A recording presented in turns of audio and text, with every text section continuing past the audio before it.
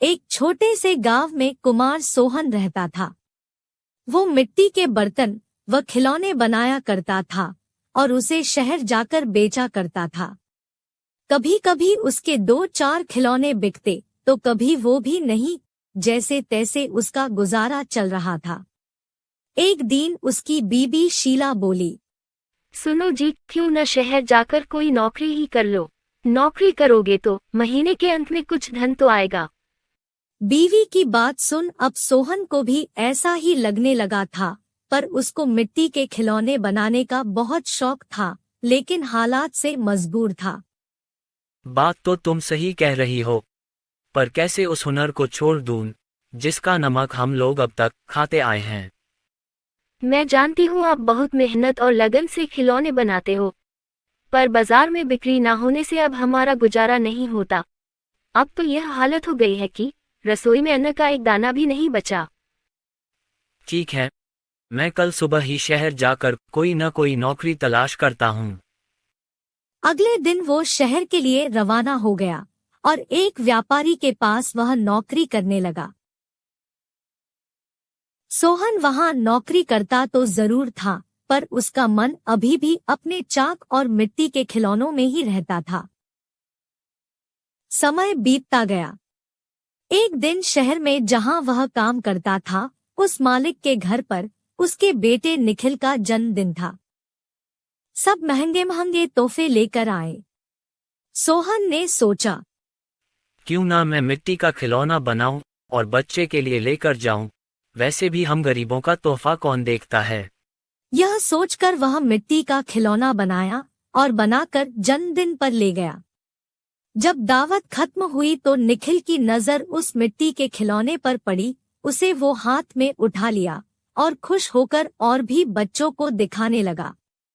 खिलौना सभी बच्चों को बहुत पसंद आया और जिद करने लगे कि उनको भी वैसा ही खिलौना चाहिए।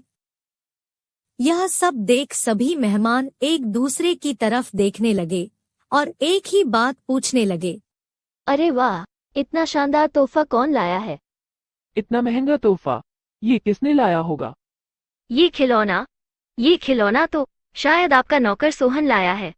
इतना सुनते ही सब हैरान हो गए। सभी एक दूसरे का चेहरा देखने लगे। तभी मालिक बोला, सोहन तो बहुत गरीब है, इतना महंगा खिलौना कहाँ से ला सकता है? हाँ, मैंने देखा है, ये खिलौना सोहन ही लाया है। ठीक है, सोहन को बुलाओ, उससे पूछो कि ये खिलौना वह कहाँ से खरीदा है। वहाँ सोहन आता है और सब उसी के तरफ देखते हैं। वह माहौल देखकर हैरान हो जाता है। मुझसे क्या गलती हुई, सब मुझे ही घूर रहे हैं। शायद मेरा खिलौना निखिल को पसंद नहीं आया होगा और बच्चों के सामने वो अपमानित होगा। कोई बात नहीं, मैं माफी मांग लूंगा। मालिक, क्या आपने मुझे बुलाया? हाँ सोहन, क्या यह खिलौना तुमने दिया है? हाँ मालिक। तुम यह खिलौना कहाँ से लेकर आए हो और इतना महंगा तोहफा तुम लाए कैसे? इतना सुन सोहन मन ही मन खुश होता है और मुस्कुराते हुए बोलता है, माफ कीजिएगा मालिक, ये कोई महंगा तोहफा नहीं है, यह मैंने खुद बनाया है।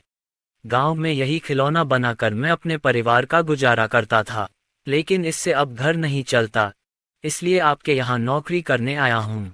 अरे वाह, तुम क्या अभी है खिलौना बना सकते हो? और सभी बच्चे को तुम्हारा खिलौना बहुत पसंद आया है, इन्हें भी ऐसा ही खिलौना चाहिए। सोहन खुश होकर बोला, हाँ मालिक, बिल्कुल बना सकता हूँ। जब कल मैं आऊँगा तो खिलौना बनाकर लेते आऊँगा। अगले दिन सोहन ने शानदार रंग बिरंगे खिलौने बना कर दिए। यह देख मालिक ने सोचा, क्यों ना मैं खिलौने का भी व्यापार करूं। वह अपने बीवी से बोला, सुनीता, सोहन खिलौना बहुत अच्छा बनाता है, उसे खिलौना बनवाकर शहर में उसका भी व्यापार कर लें। उसे सोहन को उसके मनपसंद का काम भी मिल जाएगा और उससे अच्छी तनख्वाह भी मिल जाएगी, साथ ही साथ एक मोटी रकम हम भी कमा लेंगे। ये तो अच्छा विचार है जी। यह सोच मालिक ने सोहन को खिलौना बनाने के काम पर लगा दिया और बदले में हर महीने अच्छी खासी तनख्वाह देने लगा और रहने को घर भी दिया। यह सब पाकर सोहन और उसका परिवार बहुत खुश हो गया और सोहन को उसके मनपसंद का काम भी मिल गया। दोनों हंसी खुशी रहने लगे।